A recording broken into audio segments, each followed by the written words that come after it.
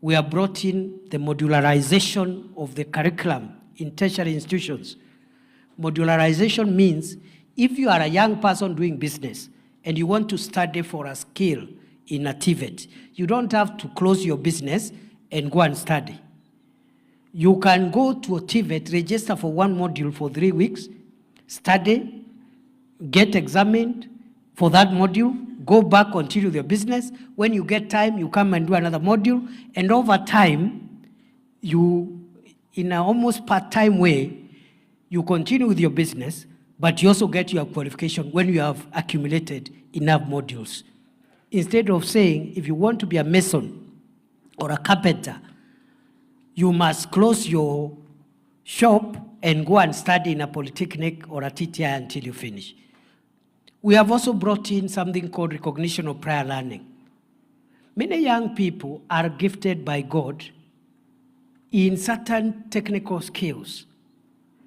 So even before they go to college, you've seen very young boys, very young girls, they can make something, and they have not gone to school.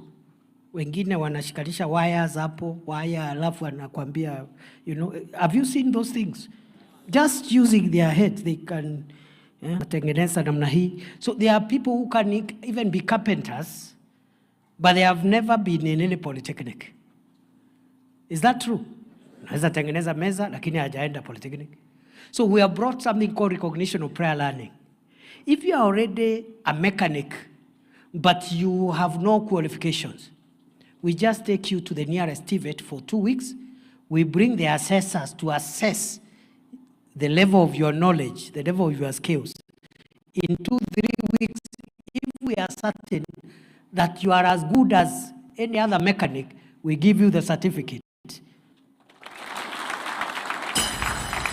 And many young people today in what we call juakali, many of them have not been to any college, but they know how to work welding, dirisha, they can do something hapo. So we can recognize that knowledge. You just go to the college, we get assessors from government, they assess the quality of your knowledge and certify you. It's called recognition of prior knowledge. We have also brought in something called dual training policy and many other things which I don't have time to explain in the tertiary level. That's why you have seen in 2022 when President Ruto was sworn in, the number of TVET students across Kenya was much smaller compared to the university students. Yet, economists will tell you, you are supposed to have more students at tertiary level than those in the university. It's supposed to be a pyramid.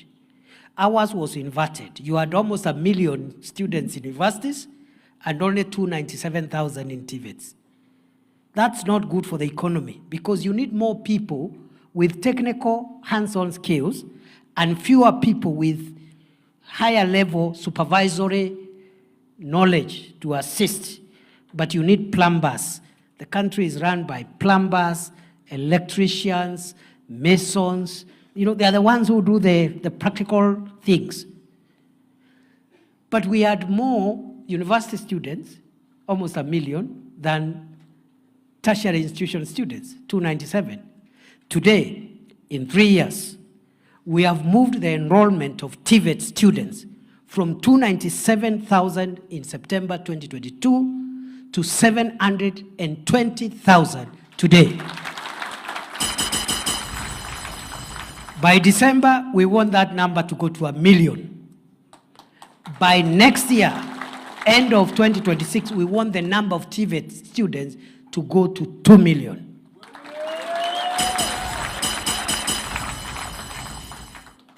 That is one way of empowering young people and making them job ready. The dual training policy, for example, makes you job ready because it combines theoretical study and practical study. You cannot graduate from a TVET unless you have been attached in a practical industry, a practical business, doing something related to your area of study. That way you become job ready by the time you graduate, and so forth and so on. So that's what we are doing at the university level. We are fine-tuning the funding model of the universities because in 2022, many universities were going bankrupt